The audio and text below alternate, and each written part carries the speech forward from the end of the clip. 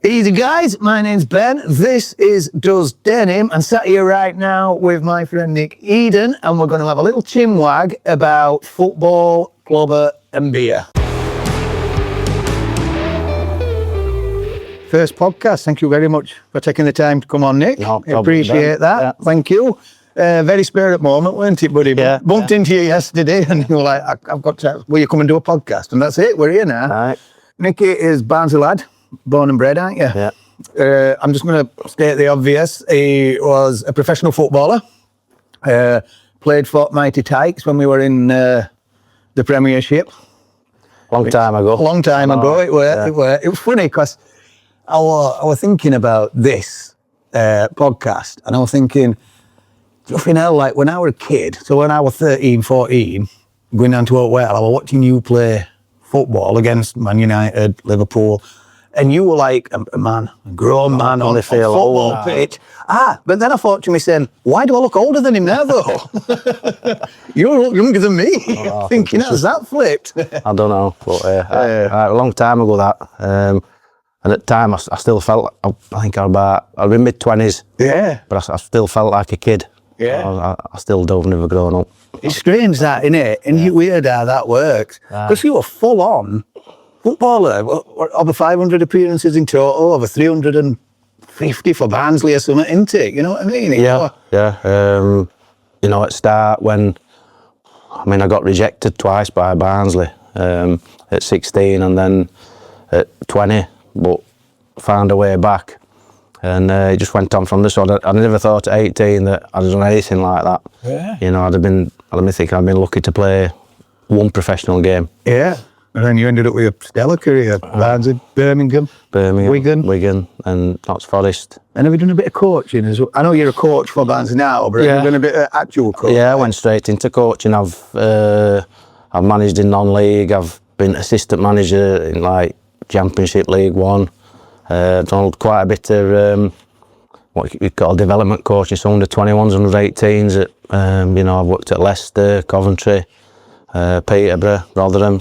Brilliant career. Yeah, so you went into coaching straight from being playing pro, Yeah, I just dropped on. And then I've coached, what was it now? I think I was 37 then, so you're 15, 16 years coaching.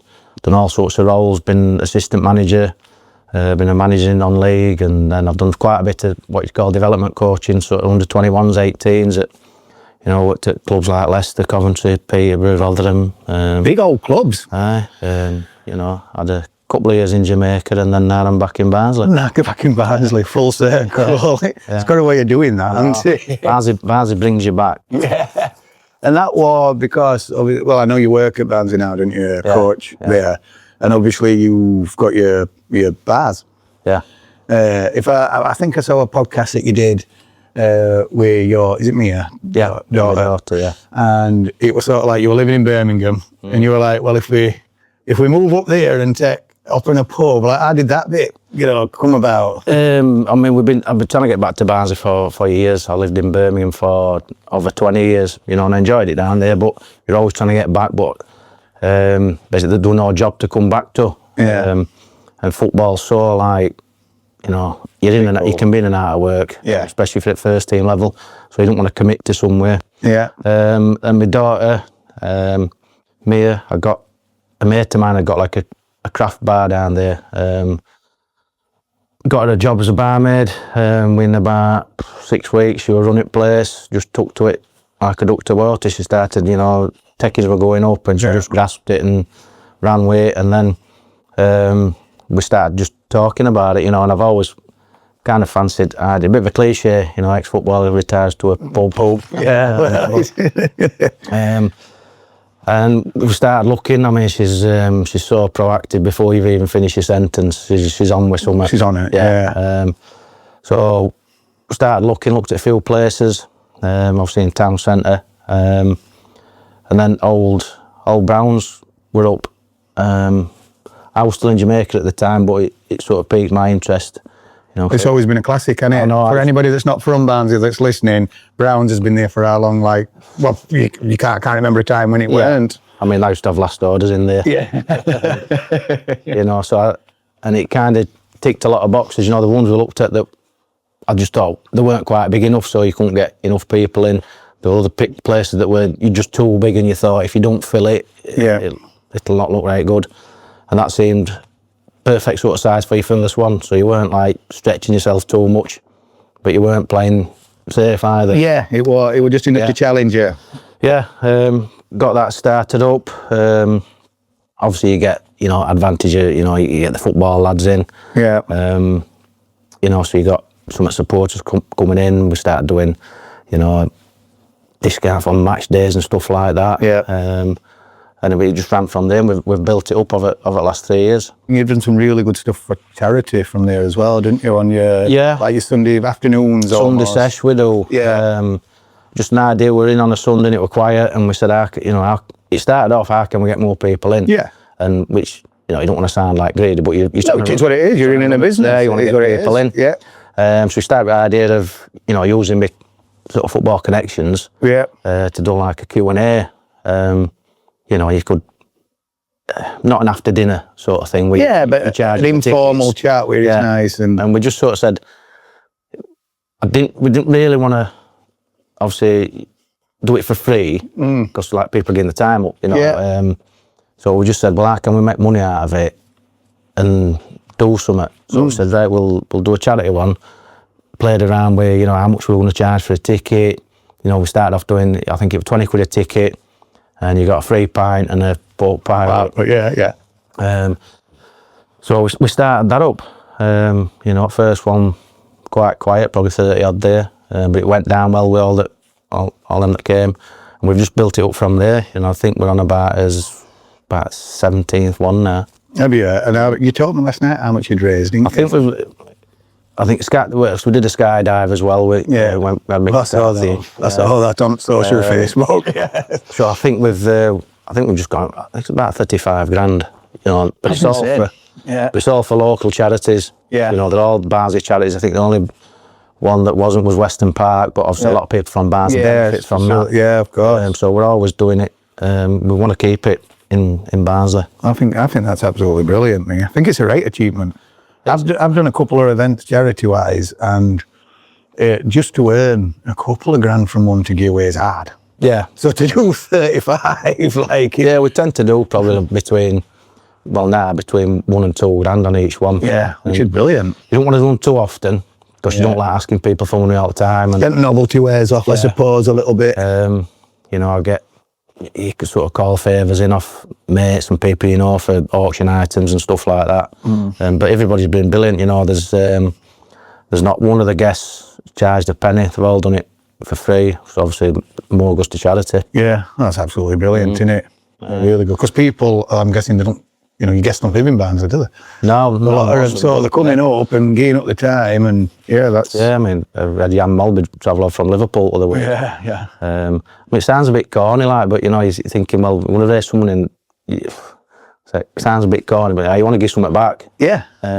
But we do. It's how it works. Do you know what I mean? It's a cycle, isn't it? It is. And like you said, it gets bodies in, and then people, once bodies are in, they buy and beer, aren't they? It's a fully functioning I think circle. Everybody benefits. Lads that come in there buying beer, have a good afternoon listening to like these good stories and a good bit of chat. Yeah. Because they're not like an after dinner thing. We've got a good compare, Dave Cooper, who keeps things ticking along, and prompts them. You get a lot of off the cuff stuff, which is a bit more, you're not going to hear that on an after dinner circuit. Yeah. It's a bit less formal, so. There's no camera phones. Yeah. So everybody's a lot more relaxed. And you get decent interaction with crowd. Because it's your regulars. Yeah. You've got lads who've been to everyone, and probably core of about 40 now that's come every time. Every time. Fail. Yeah, that's brilliant. I love it. And obviously from Eden's Bar in town, you've now got Eden's too. Yeah. Which is sort of different because it's out of town, so you've got like a local now, would you say? Yeah, it's up in Mapplewell, which obviously a lot of people in Barnsley will know. It's a good night out, Mapplewell now, isn't it? Yeah, lovely village. Good run of pubs and bars. Yeah. Some nice restaurants up there. And when that property came up, that were a shell at the time, we went and met Dave, who who was the landlord, who owns Wentworth and Talbot. Yeah. Had a quick chat with him. Just got a good feel for it. Yeah. Nice spot. Good vibe. Good, It just works. You could see I'm not like a designer out by. But you could tell building were nice. Yeah. It just needed. And you just thought like, yeah, we can make a go of this, because again, it weren't overly big. Yeah. You know, it's manageable. I think the amount of punters we're getting in now, wish it were a little bit bigger, but you know, Yeah, it is what it is. Yeah, it is what it is. But yeah, it's gone better than expected. I mean, is that open 7 days a week? No, we just do Wednesday to Sunday. Yeah. And what hours for opening on that? Is it? I think weekends are like 12 till 12. Yeah, it is what it is. Yeah, it's what it is. How do you find it having a local that ties you to it as opposed to a town centre pub? They are like two different jobs, aren't they, essentially? Yeah, I mean, obviously town ones, it's mainly Saturday time. Yeah. You know, still like a nip in to see it, lads, on a Sunday afternoon. Yeah, a regular crowd that come in. Yeah, yeah. And it's lifts your spirits, that, because it's the good lads, the crackers, but the good lads and the funny, and you know, you just bounce off each other. Yeah, yeah. Whereas local ones a bit more relaxed, a bit more chilled. Yeah, yeah, I get that. You're going to do charity things up at there as well? No, we'll keep it. It works, really works. Yeah. I think the shape at building as well up at Mapplewell, it's got sort of long and narrow, and it's got an offshoot to it which people can't see who's on, so you won't get quite as many people in. I want to keep that one in town. Yeah, it works. Like don't fix something that's not broke, basically. Yeah. We've had people asking if they'll bring it up to Mapplewell. I'm saying it's 2 miles in the cab, mate. Just get come to town. Yeah, it's not like I know what you mean. So one of the reasons I asked you to come on yesterday, it was a bit ad hoc and last minute. Well, because obviously you came into the shop, like I think you've only been open like 2 weeks or something. But you knew what you were looking at. Yeah. You got it, the denim and stuff like that. Yeah. And my oldest lad is 20 now, but about 12 months ago he went into your place for a beer, and I think he got a load of my Red Wings on and my jeans. I think basically like the Duke kids nicking your clothes. And you tapped him on the shoulder and were like, your boots are all right. Yeah. Like, so then I thought, like, when did you start getting into, you know, because I imagine when you're what's 90s footballers, young man fashion, then what is it then? Do you know? That's an intriguing question. I'm trying to think back. You know, obviously we're Frank Birds. Yeah. And so like Armani jeans. Armani, Hugo Boss and stuff like that. And I don't know, I could never really find out that I thought, it suits me. I don't know how much. You could never find jeans. You feel comfortable. Comfortable. Yeah. And it weren't till I moved out to Birmingham. And again, flannels were all the really stylish, were like Pride of Sport and all that. You know, a lot of lads are good there, but I found a couple of shops down in Birmingham called Autograph. Yeah. And that were doing like Bell stuff, and you're talking over 15 years ago. Yeah. And it weren't... It got in there early. Yeah, it weren't up here. Yeah. You know, I've still got jackets from that all that time ago, and they were really into the gear. They were kind of... A couple of them were West Brom fans, I think, and a couple of Birmingham fans, but they were right into the gear, but not the mainstream stuff. Yeah. And I just liked it, you know. They'd have Paul Smith in, but it wouldn't be the mainstream Paul Smith, so he'd pick up nice bits, like short runs, innit? Yeah. Stuff like that, like what, And then other shop was, especially for denim, were liquor store. Liquor store, yeah. They've been going years then, haven't they? It was first shop, you know, you go and you pick a pair of jeans up, try them out, they're all right, bang. Yeah.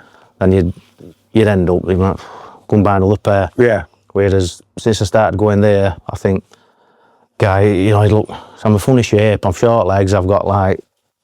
Footballer's legs. Yeah, I have a big waist, I used to have to get my ass in. So you go big waist, so legs were... Too long and stuff like that. And he must have got 10 pairs, I went bang, bang, bang. Tried them all on and found a couple of pairs. It worked. Yeah. And then I just went back there ever since, until obviously I moved back up here. Yeah. And then I kind of carried on, you know. So it's Edwin's, you like Edwin's. I'm guessing it's ED55 that you like, because the fit, they will, because... Well, these are, but these, I told you I got a pair that got elastane in, these aren't them. Yeah. They're like a pair of jogging bottoms are that comfy. Yeah. Someone lash them. As they are, yeah. But obviously when I heard about this, I thought, right, I've got to check this out because, you know, it's a specialist shop. Yeah, you know, trying, doing his best. Like, it's funny because what you said about putting a pair of jeans on, I hear that like every day in a shop. You know, like blokes find it difficult to find something that they're comfortable in, you know, jeans wise. I think half the time you don't know what you're looking at. Yeah. They'll pick up a label and go, yeah, and if they can get them on, they just go with them, which is what I used to do. But I say you'd end up half a dozen wears, you'd be like, you know, and the stretch out of knees too much. So you look, when you stood up straight, you've got, it's like that with a lot of bigger brands. I'm not mentioning anybody, but it's all about sales, isn't it? The huge companies. So the less time goes into tailoring, I think, a lot of time. You know, like a good tailor will make a pair of jeans and go, right, this needs to fit somebody with this sort of body.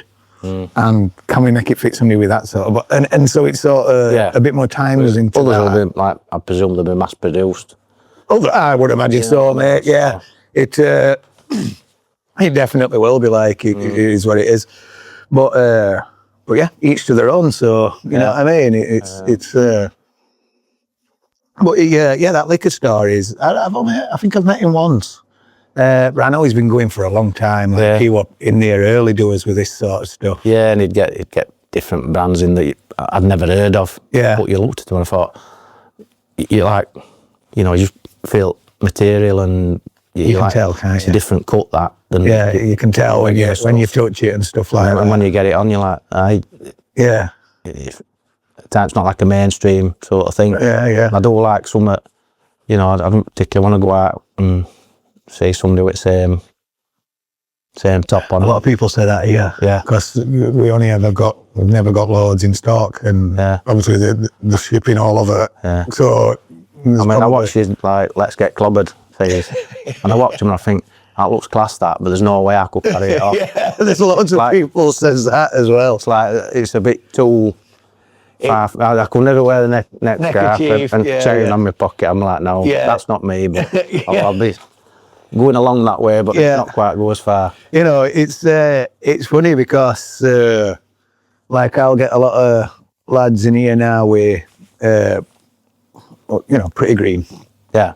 Belstaff. Like, you know, like we're saying. Yeah.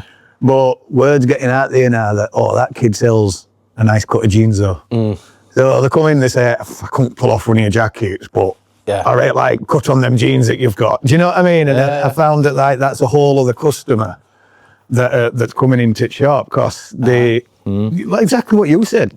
One kid came in at 5 to 5 last Monday. He says, I'm in pub round corner. He says, I've got these fucking jeans on. He says, fuck, I've been doing the heading for a week and tried a pair on, said, these are perfect, paid for them and went back to the pub. Yeah. Because somebody had said to him, well, hey, if you want a decent pair of jeans, like, go and see him, like. So I think if you're not so bothered about like a big label on them, that's it, isn't it? Yeah. I like to keep everything it's plain. We like to keep like plain. Yeah. You know, there's not really all on it. Yeah. It's funny, that's why I touched back on what you used to wear when you were a footballer, because I look at footballers now and I think, okay, now what? Like, hey, listen, each to their own, but some of it's mental. Yeah. I think, especially at top, they've got that much money. It's a different world now, isn't it? Whatever they want, like. It is a completely different world, isn't it? Yeah. Have we got any prospects coming through at Barnsley? I mean, you've got like, you got Blandy and Vimalo, sort of getting more regular game time in first team now. I had them, they were in my first year I went back, which was 4 years ago. They were first year scholars then, so 16. So I had them for 2 or 3 years, and then it's really good to see them make the step up. You got a couple of keepers there, Kieran Flavel and Rogan Ravenhill. Another young lad who he's just gone out on loan, who once he comes back, Leo Farrell, you know, you're probably looking for him to make an impact on squad at least. So I mean, to have, if you'd got them 5 in your first team squad, that's a decent return. Homegrown, that, it is, isn't it? I mean, we've sold 2 that you can't do anything about because clubs paid the compensation fee and that's set. Yeah. We sold like a 15-year-old and a 16-year-old for, I think, about 800 grand. Yeah. You know, so, but it's in all written contract. Yeah. That's what's going to happen. Yeah. So, you know, you'll bring lads through, and then biggest thing for developing players is giving them opportunity. Yeah. And a lot of managers are they're not that willing to do that, because and I get it, because they've got to get 3 points.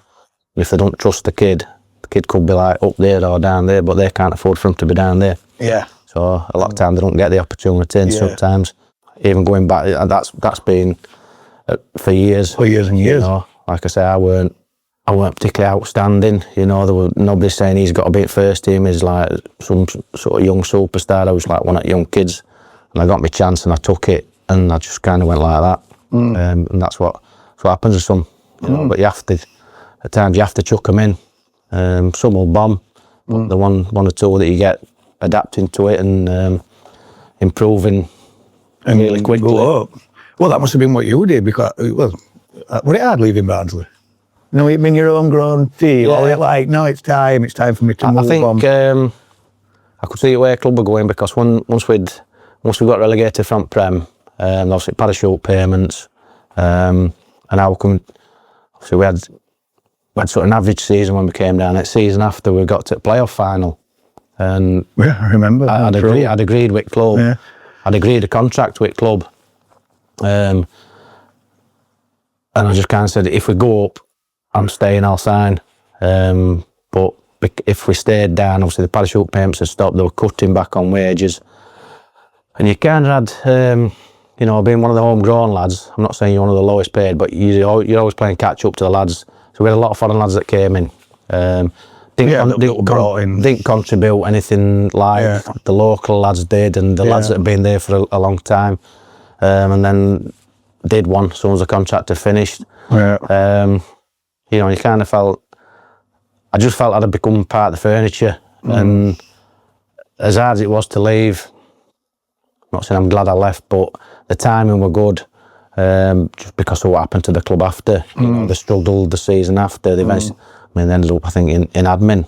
Not long. I remember it were all shaky, weren't it? And I know, I'm from Barnsley. I know what the Barnsley crowd's like. It would have been the local lads that had got the pelters.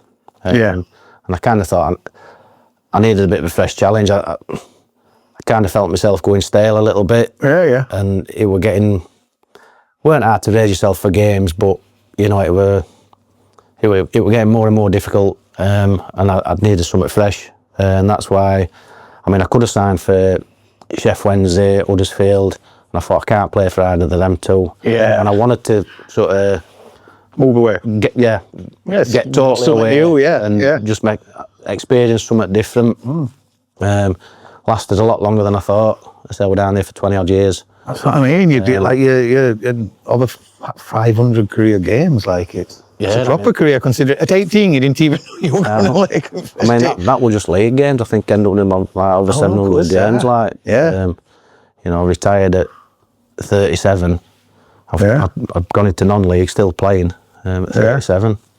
And then it was just circumstance. We got a job at Peterborough. The manager got a job, took me with him as assistant, and they were in championship. So I said, I can't play a champ at this age. So I called it a day. What were it like being an assistant? It's frustrating. Is it? Yeah, especially, I'd be loads better quick now, because I've been through it, but to go fresh from being a player and part of the dressing room to being out of it, and you're thinking you weren't sure how much, whether to come totally away from the lads, or be totally one of the lads. Treading a fine line, aren't you? In between. And it didn't help, the team were crap. So we're struggling.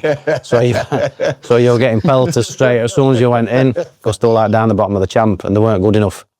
And the chairman were on your case, and it weren't particularly enjoyable. But that's football.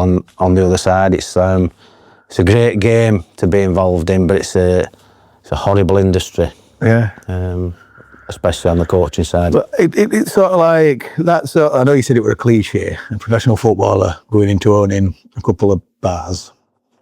But I think all that grit and determination from being 20 to play all them games, to then give all this stuff a go. That's why your bars do well, because it's got to instill a work ethic, hasn't it? And you have to have it in droves. Do you get what I mean? And I think growing up in Barnsley, I think you get get that drilled into you. When we were younger, you don't get out for now. No, I think biggest thing football gave me.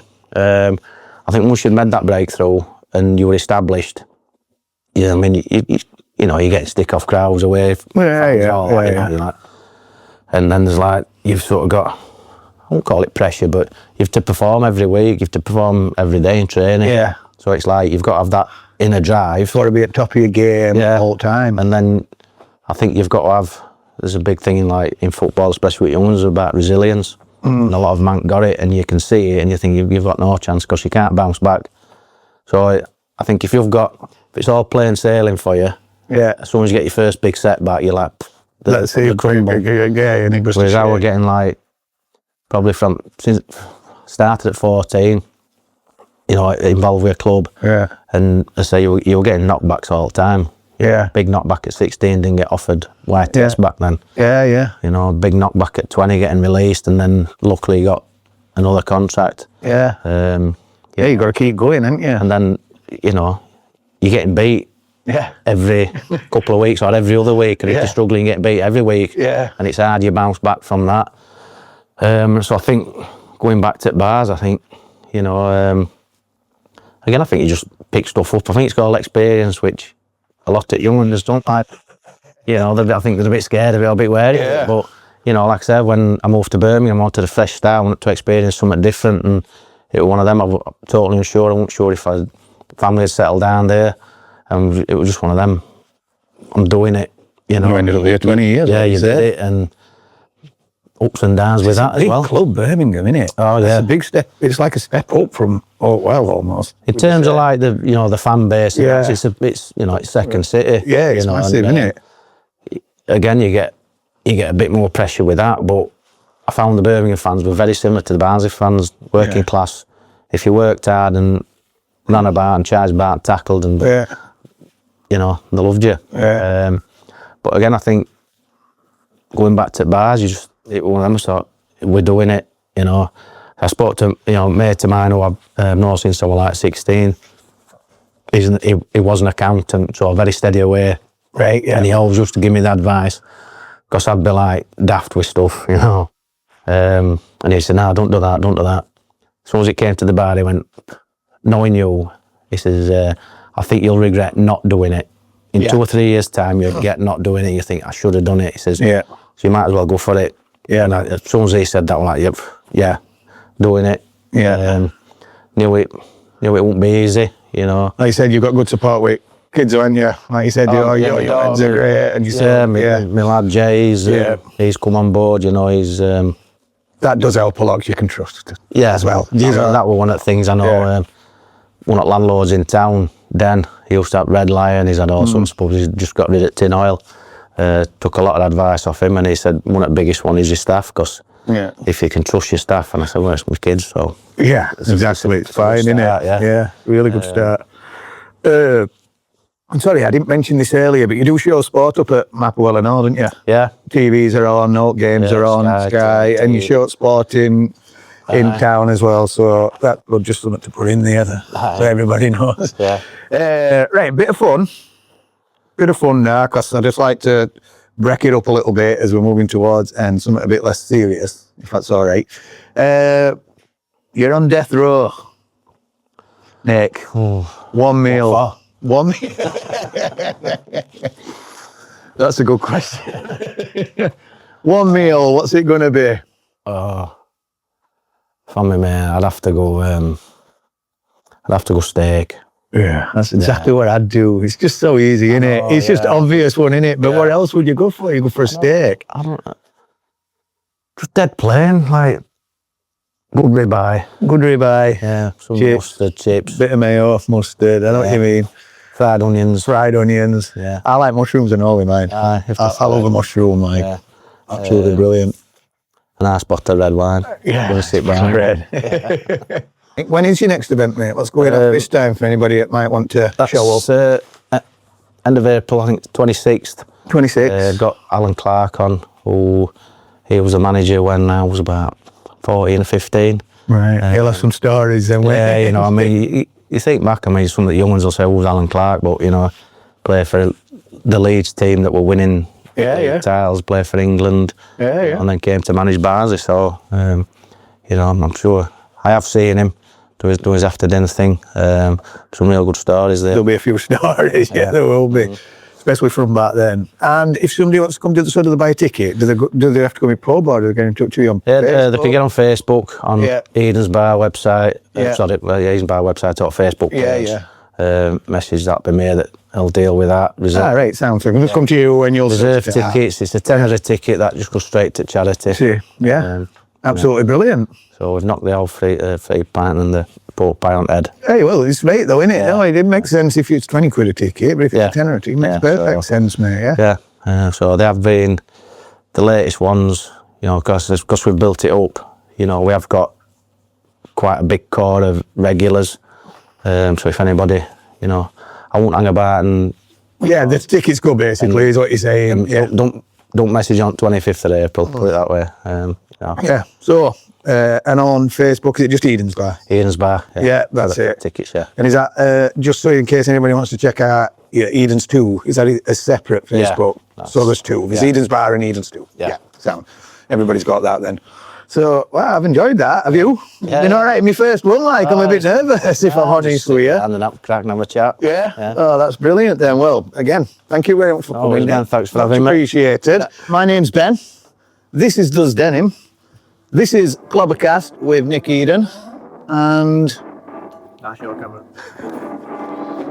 And of course, stay clobbered.